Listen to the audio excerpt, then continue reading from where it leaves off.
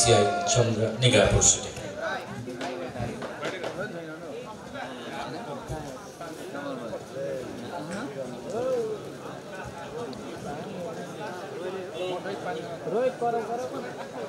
Timekeeper, म पनि यसो एनर्जी डाउन भइसक्यो जस्तो लाग्यो. Okay. धन्यवाद नोमिनेसन चेयरपर्सन नेपाल जेसिस वर्ष 2025 का राष्ट्रिय अध्यक्षज्यू, नेपाल जेसिस वर्ष 2025 का राष्ट्रिय पदाधिकारीज्यूहरू, नेपाल जेसिस का धरोहर राष्ट्रिय पूर्व अध्यक्षज्यूहरू, विभिन्न शाखाहरूबाट पूर्व मेचीदेखि पश्चिम महाकाली सम्मबाट आउनुभएका संस्थापक अध्यक्षज्यूहरू र मेरा अति नै प्यारा काउन्सिलर मित्रहरू, एकदम एक्टिभ काउन्सिलर मित्रहरू, कोही निदाइरहनु भएका काउन्सिलर मित्रहरू र पछाडि बसेर मकैको साउन्डमा चपाइरहनु भएका काउन्सिलर मित्रहरूलाई ध्यान आकर्षण गराउँदै म चन्द्रनिगा पुरसुटी जेसिसको प्रस्तुति जेसी जितेन्द्र शाहबाट स्वीकार्नुहोस् सन्ध्याकालीन अभिवादन. लगभग हामी भिपी क्यान्डिडेटहरूको सम्पूर्ण टपिक र यावत कुराहरू आइ नै सकेको जानकारी गराउन चाहन्छु र त्यसमा केही एडिसन पार्टमा रहेर म के नै गर्छु भन्ने कुरालाई जोड्न चाहन्छु.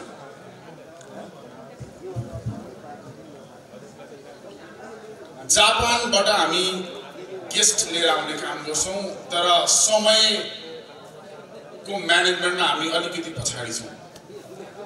नेपाल जेसिसबाट हामी ब्लड ग्रुप समेतको इन्फर्मेसन माग्छौं, मोबाइल नम्बर समेतको, इमेल समेतको इन्फर्मेसन माग्छौं, तर ज्याकेट लिन जाने बेलामा साइज मिलेन, साइज सकियो भन्ने पीडामा कतिपय काउन्सिलरहरूलाई मैले देखेको पाएँ.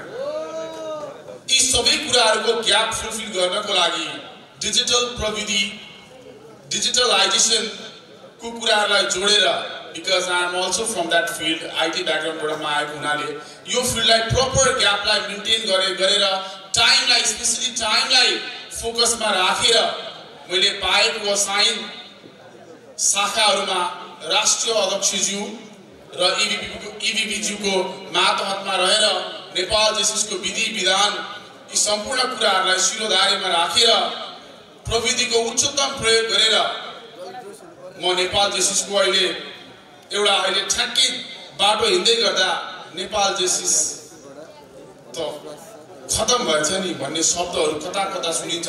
ती कुराहरूलाई ड्रास्टिकली चेन्ज भन्दा पनि केही हदसम्म अपडेट गर्ने बाचा गर्न चाहन्छु म भिपीको क्यान्डिडेटको तर्फबाट.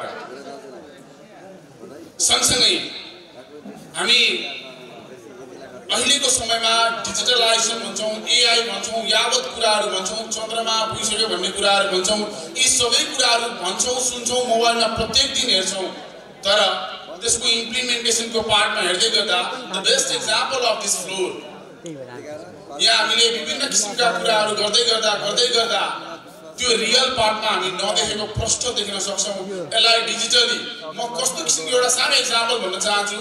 कस्तो किसिमको होस् भन्दाखेरि जस्तै ककस सुरु हुँदैछ भने मेरा काउन्सिलर मित्रहरू जति पनि जेसिस मनहरू सबैको मोबाइलमा एउटा यस्तो किसिमको सिस्टम होस् कि अटोमेटिकली ल ककस सुरु भयो, खानाको टाइम सुरु भयो, यहाँबाट कोही पनि व्यक्तिहरूले बाहिर हलमा बसिरहनु भएका सबैजना आइदिनुहोस् कता हुनुहुन्छ भन्नै नपरोस्. सिस्टमको विकासमा मेरो प्रबल इफोर्ट रहनेछ.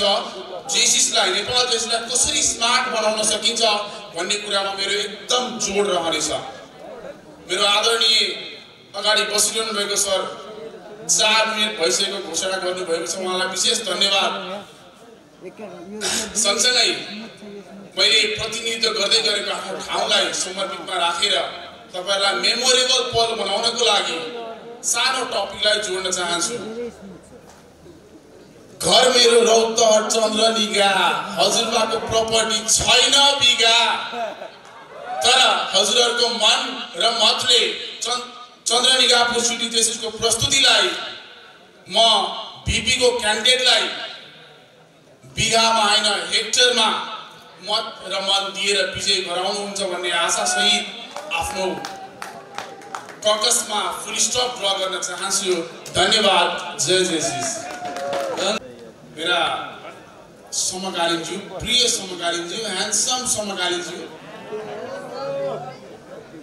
यो समकालीन भन्ने शब्दलाई म के अपडेट गर्न चाहन्छु। तपाईको क्वेशनलाई ठ्याक्कै यहीबाट आन्सर पुग्छ जस्तो मलाई लागेको छ।